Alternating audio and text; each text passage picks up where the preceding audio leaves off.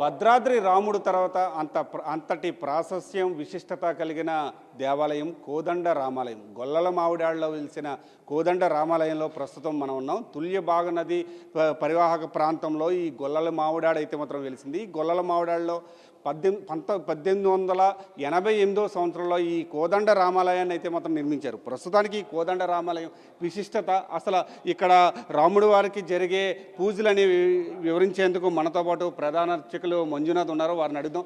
చెప్పండి, అంటే ఈ కోదండ రామాలయం ఎప్పుడు నిర్మించబడింది, అసలు ఎప్పటి నుంచి ప్రాశస్యంలోకి వచ్చింది, ఈ విశిష్టత ఏమిటి? శ్రీమద్గొల్లల మామిడాఢ నగరే మధ్యేభిమానోత్తమే పీఠే రత్నమయే ధనుస్సరధరం రాజీవనేత్రోజ్వలం సీతాలక్ష్మణ సంయుతం హనుమతా సంసేవ్యమానం ప్రభుం భక్తాభీష్టబలప్రదాన్నిరతం కోదండరామం భజే. ఇక్కడ తూర్పుగోదావరి జిల్లా, అదే కాకినాడ జిల్లా గొల్లల మామిడాడ క్షేత్రంలో శ్రీ కోదండ రామచంద్రమూర్తి వారు ఇక్కడ దక్షిణే లక్ష్మణో ధన్వి వామతో జానకీ శుభ పురతో మారుతిర్యస్యా తం నమామి రఘుత్తమం అని దక్షిణే లక్ష్మణో ధన్వి, దక్షిణం వైపు లక్ష్మణస్వామి, వామేచ జనకాత్మజ, వామే అంటే ఎడమ చేతి వైపు సీతామ్మవారు, వామేచ జనకాత్మజ పురతో మారుతిర్యస్య పాదాల దగ్గర దాసాంజనేయ స్వామి. ఇక భక్తాభీష్టబలప్రదాన్నిరతం, భక్తుల యొక్క అభీష్టాన్ని సిద్ధింపజేయుటకు కోరికలు తీర్చే కోదండ రామచంద్రమూర్తిగా ఇక్కడ మనకి 1889లో ద్వారంపూడి సుబ్బిరెడ్డి గారు రామిరెడ్డి గారి చేతుల మీదుగా కోలల రూపంలో చిన్న దేవాలయం కింద ఉండేదండి. ఇది అంటే మనకి దారు అంటే చెక్క రూపంలో ఉంటాయంటే మీకు ఇప్పటికీ ఏమైనా చిన్న చిన్న తటాకాలు అంటే చెరువుల్లో కానీ చూస్తే 2 రాముడు సీత కింద పూజ చేసుకునేవారట. అది 1889. తర్వాత ఏంటంటే 1932 దగ్గరికి వచ్చేటప్పటికి రేజేటి వెంకటరమణాచార్య గారు అంటే మా తాతయ్య గారిని తీసుకుని వచ్చి 2 సంవత్సరాల కాలం పాటు జపాలు అవి చేసి ఆ తర్వాత ఏంటంటే మాకు గృహాన్ని నిర్మించి దాని తర్వాత 34 దగ్గరికి వచ్చేటప్పటికి ద్వారంపూడి సుబ్బిరెడ్డి గారు రామిరెడ్డి గారు విగ్రహ రూపంలో రామచంద్రమూర్తిని ప్రతిష్ఠ చేశారు. వాళ్ళకి ఏంటంటే సుబ్బిరెడ్డి గారికి కళ వచ్చిందట, అంటే సుబ్బిరెడ్డి ఈ రామచంద్రమూర్తి దర్శనం ఇచ్చారని చెప్తారు. ఆ సుబ్బిరెడ్డి గారికి ఎప్పుడైతే దర్శనం ఇచ్చారో, లేకపోతే రామో విగ్రహమాంధ్రం రామచంద్రమూర్తి బలం కానీ రామచంద్రమూర్తి కానీ ప్రేమ కానీ రామచంద్రమూర్తి వారి శక్తి కానీ ఏవి లేకపోయినా ఇంత దేవాలయాన్ని నిర్మించడం అన్నది అసాధ్యమైన పని. కాబట్టి వెనకాతల రామచంద్రమూర్తి ఉన్నారు అని మనం చెప్పుకోవడానికి అవకాశం ఉండేది ఏమైనా ఉన్నది అంటే అది సుబ్బిరెడ్డి గారు రామిరెడ్డి గారి మీద పూర్తిగా వారి మీద అమితమైన ప్రేమాభిమానం అనుకోవచ్చు. ఎందుచేతంటే ఒక ఇల్లు నిర్మించడం లాంటిదే గుడి. దేహో దేవాలయ ప్రోక్తో జీవోదేహ సనాతన అని దేవాలయాన్ని నిర్మించడం అంటే చాలా కష్టతరమైన పని. అలాంటిది సుబ్బిరెడ్డి గారికి రామచంద్రమూర్తి దర్శనం ఇచ్చారు కాబట్టి, రామచంద్రమూర్తి అనుగ్రహం ఉన్నది కాబట్టి ఇంత దేవాలయాన్ని 1934లో చైత్రశుద్ధ నవమి నాడు ఉదయం 7:36 స్వామివారిని విగ్రహ రూపంలో ప్రతిష్ఠ చేశారు. అయితే ఇక్కడ ఆగమానికి సంబంధించినంతవరకు కూడా పాంచరాత్రాగమోక్తంగా ఇక్కడ ఈ కళ్యాణ కార్యక్రమం అయితేనే నిత్యార్చన కార్యక్రమాలన్నీ కూడా ఇక్కడ పాంచరాత్రాగమోక్తంగా జరుగుతూ ఉంటాయి. అయితే ఇక్కడ రామచంద్రమూర్తి విశిష్టత ఏమిటి అంటే భక్తాభీష్ట బలప్రదానం, భక్తుల యొక్క అభీష్టాన్ని సిద్ధింపజేయడం కొరకు.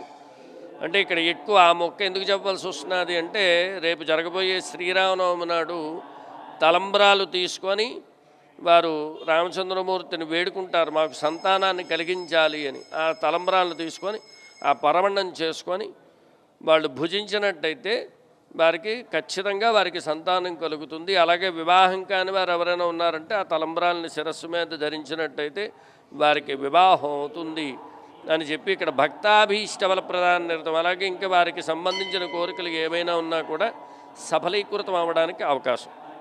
ఇక తర్వాత గోపురాల దగ్గరికి వచ్చేటప్పటికి ఏంటంటే తూర్పు గోపురం మనకి 160 అడుగులు ఉంటుంది. పశ్చిమ గోపురం దగ్గరికి వచ్చేటప్పటికి 200 అడుగులతో ఉంటుంది. మీరొక్కసారి రెండు గోపురాలని చూసి మధ్యలో ఉన్న గర్భాలయాన్ని చూసినట్టయితే ఒక పుష్పక విమాన మాదిరి, అంటే ఇటుపక్క ఒక పెద్ద రక్క, ఇటుపక్క ఒక పెద్ద రక్క, మధ్యలో గోపురం టైప్లో ఇక్కడ దేవాలయాన్ని అంతా కూడా నిర్మించడం జరిగింది.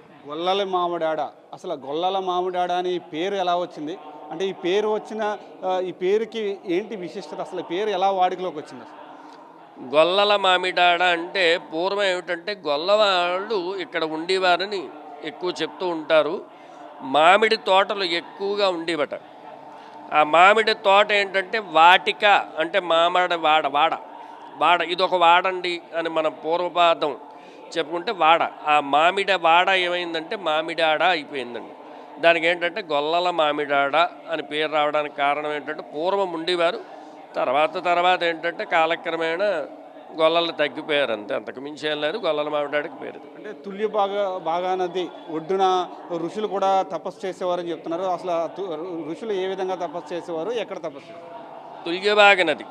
ఇక్కడ తుల్యభాగ నది దగ్గరికి వచ్చేటప్పటికి ఏంటంటే గోదావరి దగ్గర నుండి వచ్చిన ఒక పాయ అంతర్వాహిని అయి గోదావరి ఇక్కడ వెళుతూ ఉంటుంది. మనకి ఇక్కడ మెయిన్ రోడ్డు దగ్గరికి వెళ్తే అక్కడ తుల్య నది అక్కడ ఉన్నది. అక్కడే ఇప్పటికీ కూడా ఏంటంటే జయజయనారాయణ మఠం అని, అలాగే ఏంటంటే అక్కడ ఋషీశ్వరులు తపస్సులు చేసిన ప్లేసులు ఇవన్నీ కూడా అక్కడ మనం గుర్తించవచ్చు.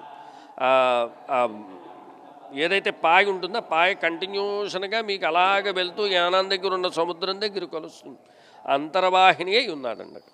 అయితే దీనికి అంటే శ్రీరామ నవమి రోజు ఒక స్వామివారి కళ్యాణం ఏ విధంగా జరుగుతుంది, ఎటువంటి ప్రత్యేక పూజలు చేస్తారు?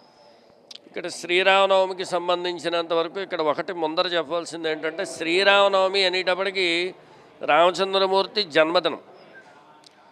రామచంద్రమూర్తి జన్మదినం తర్వాత ఏంటంటే రామచంద్రమూర్తి వారి యొక్క ప్రతిష్ట కూడా మనకి ఆ రోజునే జరిగింది, శ్రీరామనవమి నాడే. కాబట్టి ఏంటంటే కళ్యాణం ఇటుపక్క ఉత్సవం రెండూ కూడా ఒకే రోజున జరగడం వల్ల మనకి ఇక్కడ కళ్యాణ కార్యక్రమం నిర్వహించడం జరుగుతుంది. అయితే ఇదంతా కూడా పాంచరాత్రాగమోక్తంగా జరుగుతుంది. అయితే ముందు రోజు, ఈరోజు శనివారం అష్టమి కాబట్టి ఈరోజు ఏంటంటే విశ్వక్షేణ పూజ, పుణ్యాహవాచన కార్యక్రమాలు, అంకురారోపణ, దీక్షాధారణ, అలాగే ధ్వజారోహణ, ఇలా కార్యక్రమం అగ్నిప్రతిష్టాపన చేసుకొని మర్నాడు ఉదయం శ్రీరామనవమి నాడు తెల్లవారుజామున స్వామివారి సుప్రభాత సేవతో ప్రారంభమయ్యి దాని తర్వాత ఏంటంటే 11 గంటలకు ఇంచుమించులో కళ్యాణ కార్యక్రమం ప్రారంభమవుతుంది.